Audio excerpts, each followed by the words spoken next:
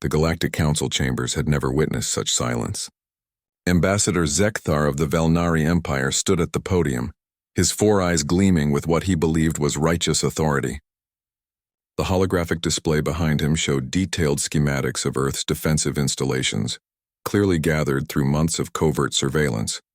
The human colony on Kepler 442b will be relocated, Zekthar announced, his translator rendering his clicks and whistles into standard galactic.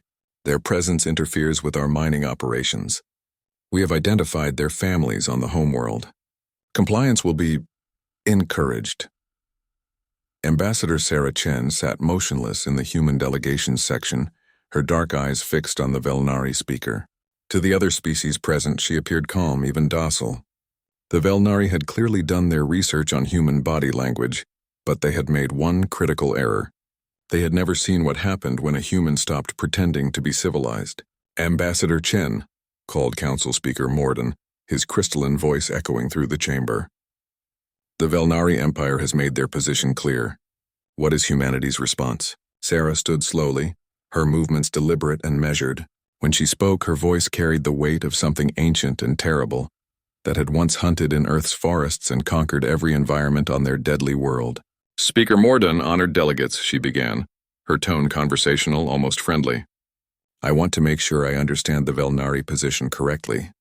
They wish to forcibly relocate human civilians from a legally established colony, and they believe threatening our families will ensure our cooperation.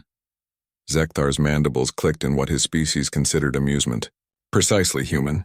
Your kind responds to such motivations, yes? Emotional creatures, very predictable. The temperature in the chamber seemed to drop several degrees. Sarah's smile never wavered, but something shifted in her posture.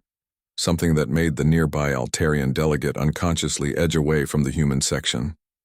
I see, Sarah said softly. In that case, I believe a demonstration is in order. Computer, please display the compiled data package labeled Deathworld Documentation, Earth History, Military Conflicts, Human Behavioral Patterns. The central hologram flickered and changed. Images began cascading through the display. Ancient human warriors charging with crude weapons, medieval siege engines, industrial-era battlefields, the skeletal remains of Hiroshima, footage from the siege of Leningrad, special forces operations, and finally, modern human military exercises that showed coordination and lethality that made several delegates visibly recoil.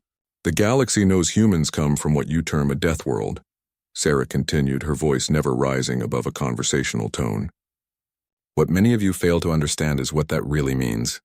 It doesn't just mean we survived dangerous fauna and harsh environments. It means we became the apex predator of a planet that was actively trying to kill us for millions of years. The images shifted to show predator species from Earth: great whites, tigers, bears, crocodiles.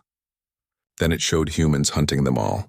Every species in this chamber evolved from prey animals, Sarah said, turning to address the full assembly.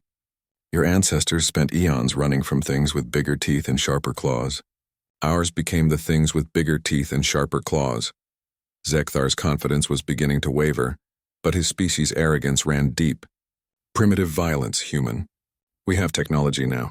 Civilized warfare. Sarah's laugh was soft and genuinely amused. Civilized warfare. Yes, we tried that too. The display shifted to show precision military strikes, satellite-guided munitions, cyber warfare demonstrations. But you see, Ambassador Zekthar, you've made a fundamental error in your assessment of human psychology.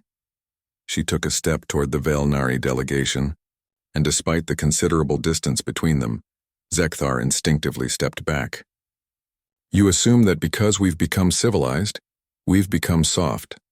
You look at our cities, our art, our diplomacy, and you think we've evolved beyond our predatory nature. That's where you're wrong.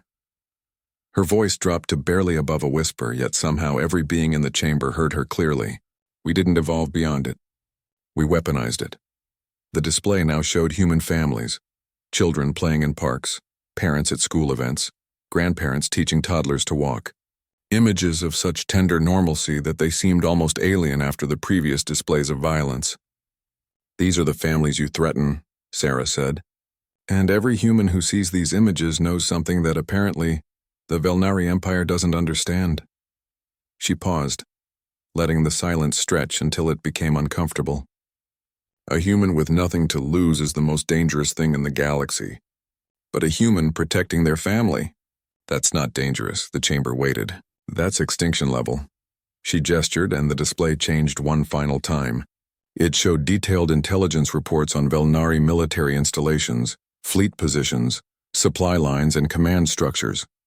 The data was so comprehensive, so precisely gathered, that it was clear humans had been watching the Velnari just as closely as the Velnari had been watching them. The human colony on Kepler 442b will remain exactly where it is, Sarah said, returning to her seat. The Velnari Empire will find alternative mining locations. And Ambassador Zekthar? The Velnari delegate, now visibly trembling, managed a weak acknowledgement. If any human colonist anywhere in the galaxy reports harassment, intimidation, or threats from Velnari forces, my government will assume the Empire has chosen the path of total war. And I promise you, Ambassador, you don't want to find out what a Deathworld species considers total war. The council chambers remained silent for a full minute after Sarah finished speaking. Finally, Speaker Mordun's crystalline voice cut through the tension. The council recognizes the human position. Are there any objections to maintaining the current colonial boundaries? Not a single delegate spoke. Ambassador Zekthar, his four eyes now darting nervously around the chamber, finally found his voice. The Velnari Empire will seek alternative arrangements.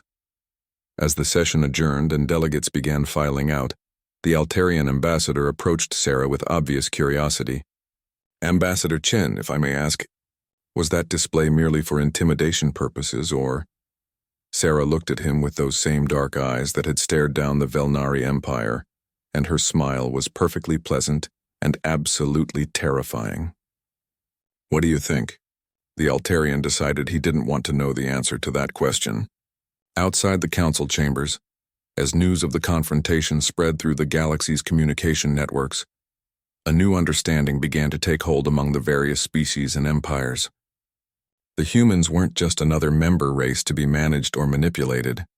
They were the species that had climbed to the top of a food chain on a world that had spent eons trying to kill them, and now they were in space with all the protective instincts that had carried them through millions of years of survival. The message was clear.